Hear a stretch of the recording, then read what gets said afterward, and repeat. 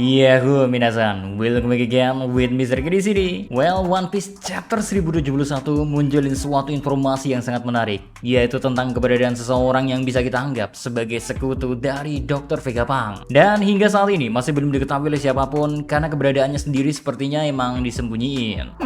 Ngelihat bagaimana cerita bergerak di arc Bull Egghead, kayaknya kita bisa memperkecil kemungkinan tentang siapa sekutu dari Dr. Vegapunk. Makanya biar Mr. K bisa ngomong sesuka hati, ya wes tak bahas aja di konten kalian tahu kan, konten ngobrol ngalor ngidul kemana-mana. So, tanpa banyak basa-basi lagi, kita langsung aja ke pembahasan sekutu Dr. Vegapunk yang sudah bersembunyi selama ini.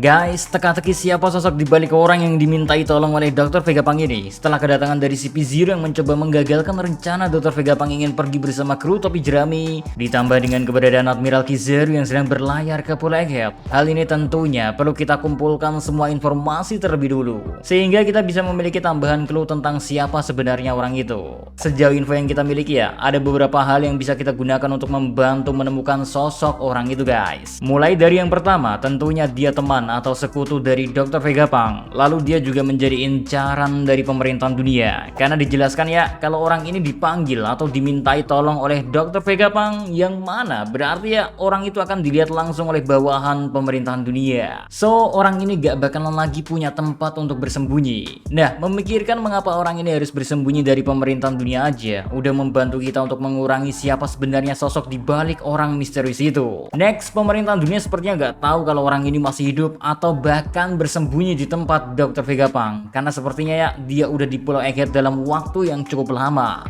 And last, orang ini sebenarnya gak takut ketahuan oleh pemerintahan dunia guys. Pasalnya, sewaktu Dr. Vegapunk meminta tolong kepada dirinya, dia malah menjawab kalau momen kayak gini lah yang sebenarnya udah dia tunggu-tunggu.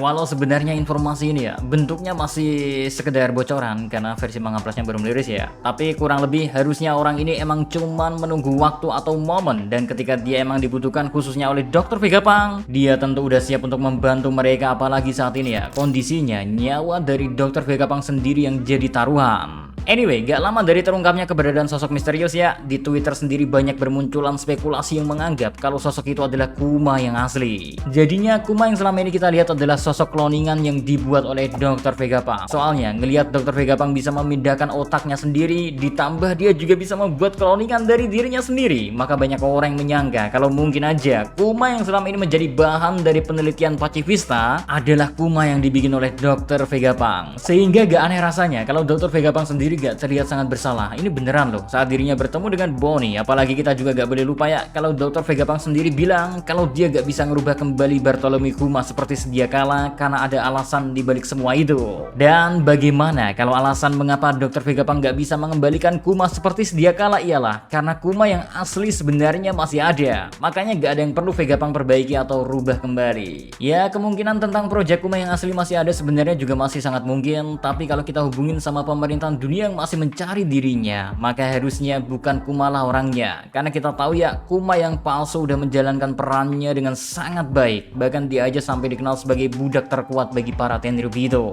Lalu, kalau bukan Kuma yang asli, kira-kira siapa orang yang mungkin menjadi sekutu dari Dr. Vegapunk ini?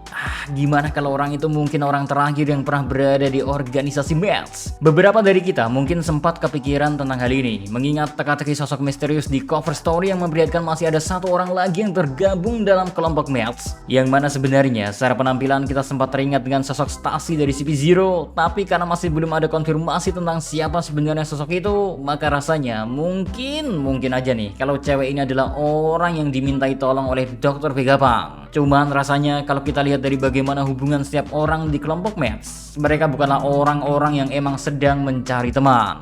Mereka hanyalah kumpulan orang-orang yang punya kemampuan dan ketertarikan kepada ilmu pengetahuan. Maka dari itu ya, sulit untuk Mr. K bayangkan kalau seseorang dari anggota Melts mau berteman dan melindungi satu sama lainnya. Karena rasa haus mereka akan ilmu pengetahuan harusnya berada di atas segalanya guys. Makanya gak ada yang peduli sama yang namanya reunian. Mau itu mereka udah lama gak bertemu sekalipun, kayaknya para ilmuwan yang tergabung di kelompok Melts gak pernah mempedulikan tentang hal ini. Jadi rasa-rasanya ya, kecil sekali kemungkinan kalau sosok yang dimintai tolong itu adalah bagian dari kelompok Mets. Karena dilihat dari bagaimana hubungan setiap orangnya, gak ada satupun orang di kelompok Mets yang jadi sekutu dari Dr. Vegapunk. Well, lalu mungkinkah sosok itu bagian dari legenda bajak laut kayak misal Scooper Gaban atau sosok legenda lain?